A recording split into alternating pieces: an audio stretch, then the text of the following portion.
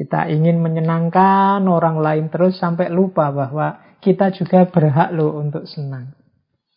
Nah, jadi people pleaser ini kalau didefinisikan di buku-buku ya antara lain definisinya seperti itu.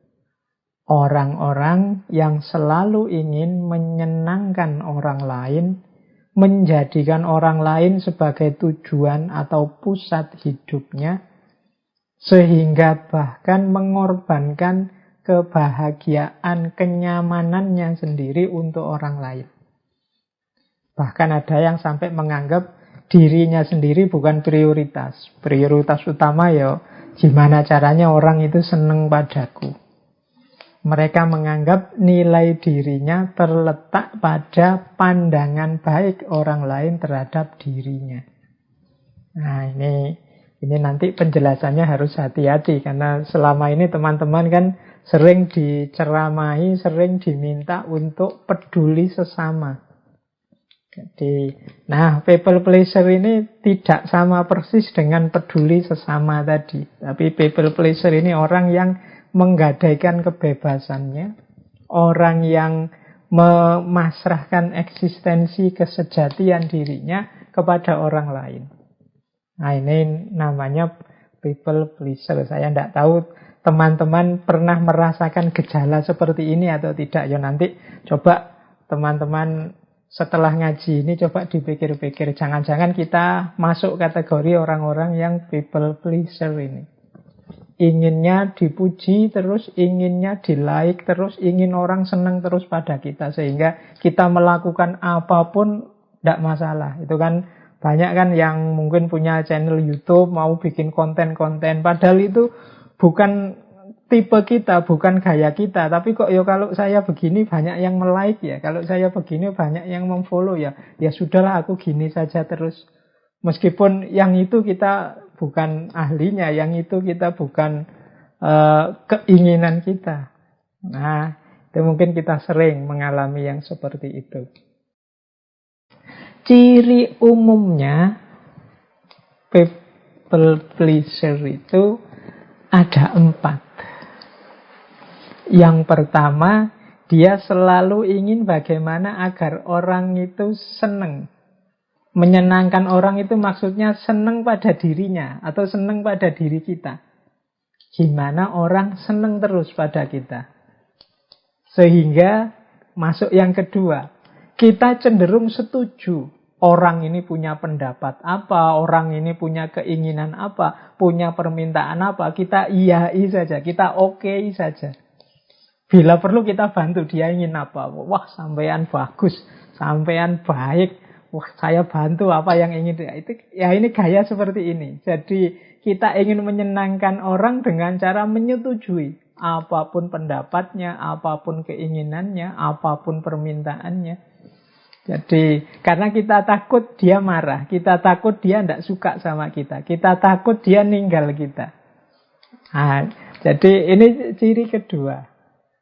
Jadi kita menyetujui apapun keinginannya, sehingga kita khawatir kalau dia kecewa, kalau dia marah. Bahkan sampai mengabaikan pendapat kita sendiri atau kenyamanan kita sendiri. Misalnya teman kita ngajak, yuk malam-malam gini nyate yuk, enak loh sate di sana. Padahal kita tahu, kita itu tidak suka sate di warung itu, kita pernah nyoba.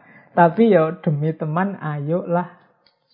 Saya juga suka kok ke sana. Itu padahal kita tidak suka.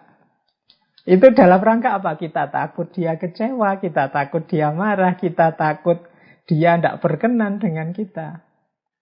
Jadi kita mengabaikan pendapat kita sendiri, kenyamanan kita sendiri demi kesenangan orang lain, demi kesetujuan, demi kenyamanan orang lain. Nah, ini saya tidak tahu teman-teman pernah begini atau tidak. Nah, nanti kita lihat ya. Ya meskipun dalam hidup ini kadang-kadang kita butuh, kadang kita menyebutnya basa-basi semacam itu, tapi nanti sampai level tertentu model people pleaser ini membahayakan untuk kita sebagai manusia. Nanti kita lihat di titik-titik mana people pleaser ini membuat diri kita sebagai manusia jadi tidak otentik lagi, tidak asli lagi. Kita jadi manusia yang palsu, bukan diri kita sendiri. Nah, yang penting kita ingat dulu ciri umum 4 ini ya. Kita selalu ingin menyenangkan orang, setuju apapun pendapat, keinginan, permintaan orang.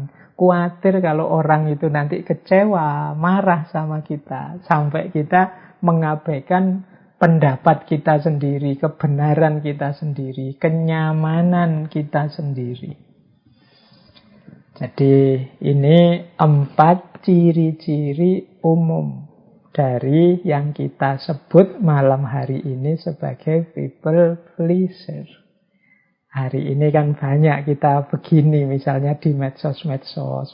Aslinya ya kita ndak suka sih teman kita begitu, tapi wong temen mau gimana lagi, ya kita jempoli lah, kita kasih emoticon ketawa ya. Padahal itu aslinya kita merengut, tapi ya di WA kita pakai ketawa-ketawa. Padahal sebenarnya ya ndak lucu sih, misalnya, tapi kita ikut, ya sudah mau teman mau gimana lagi, misalnya. Itu jenis gaya menyenangkan orang. Tapi nanti kalau sudah sangat dalam dia jadi negatif. People pleaser ini. Nah, ini lebih detail lagi, another sign, tanda-tanda yang lain. Kalau kita ini terkena people pleaser, nanti bahkan ada level namanya people pleaser syndrome. Nah, ini semacam gejala orang yang sudah agak sakit jiwa ini, kalau sudah terlalu dalam semangat untuk menyenangkan orang lainnya. Nah, tanda yang lain apa? Yang pertama adalah tidak bisa bilang tidak.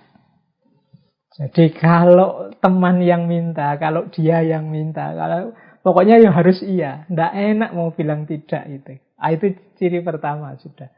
Kalau kita berat sekali mengatakan tidak, padahal sebenarnya ya kita tidak setuju sih.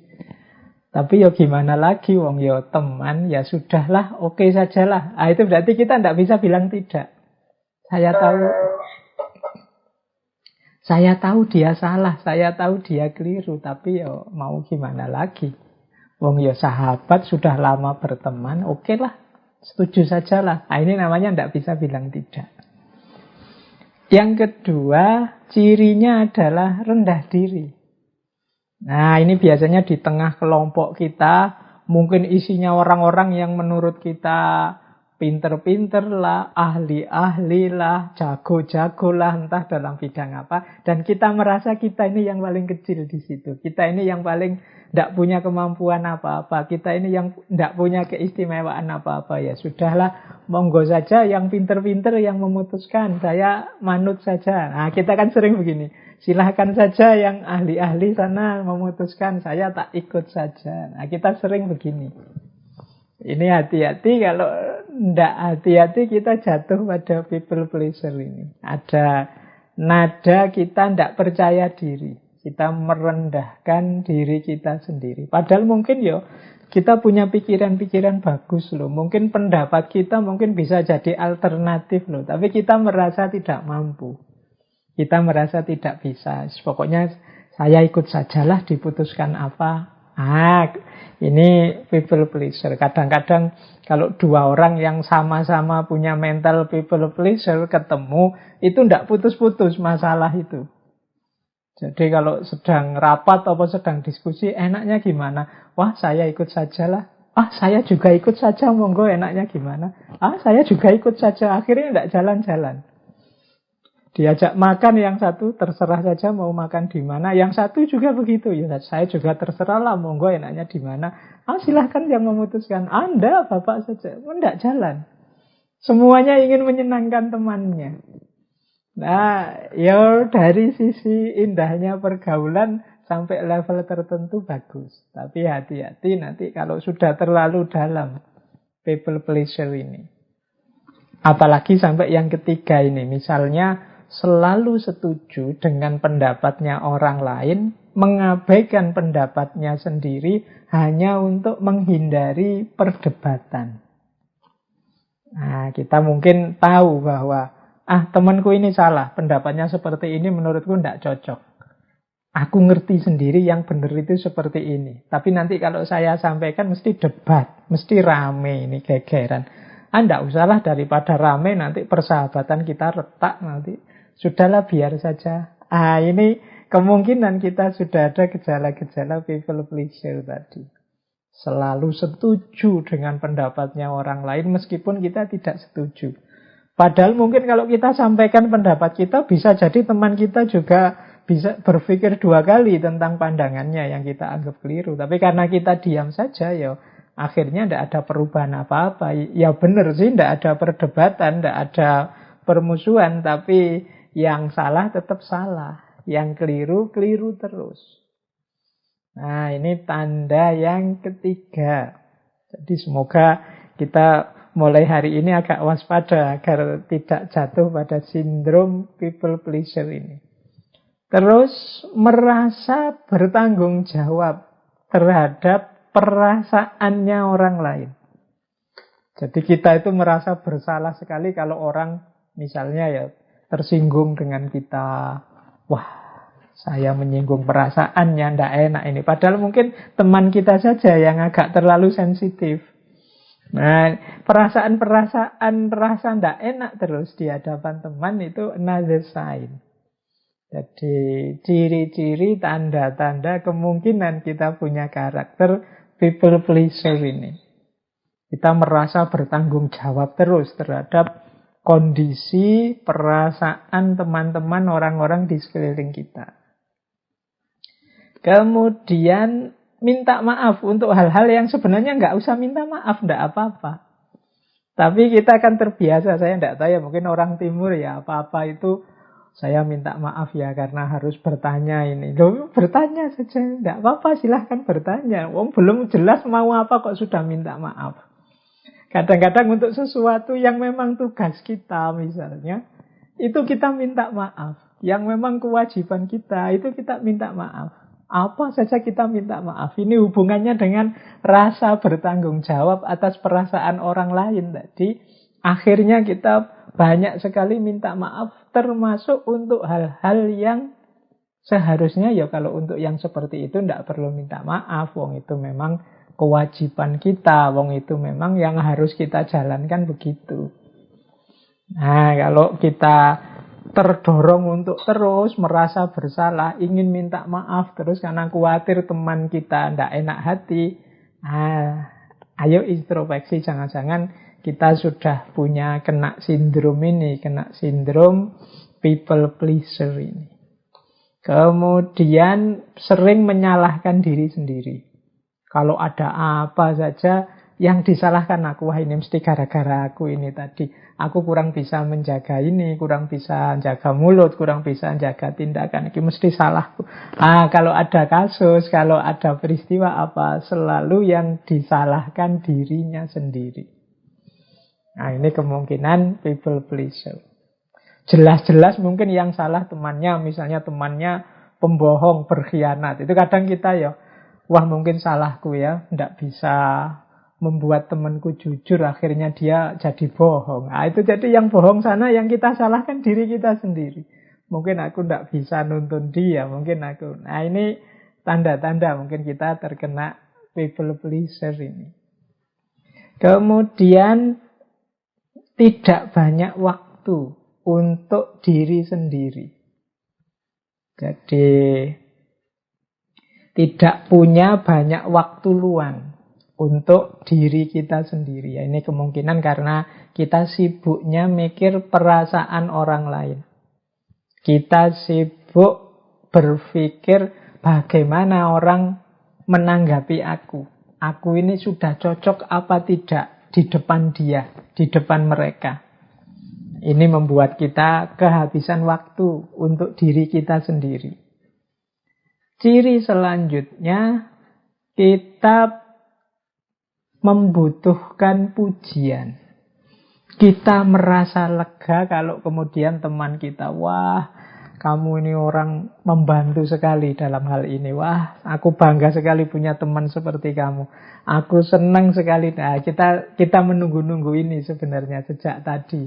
Pengakuan bahwa kita itu berharga di depan dia, di depan mereka. Itu yang kita orientasikan dalam hidup kita itu ya pengakuan ini tadi, pengakuan, pujian dari orang lain kepada diri kita.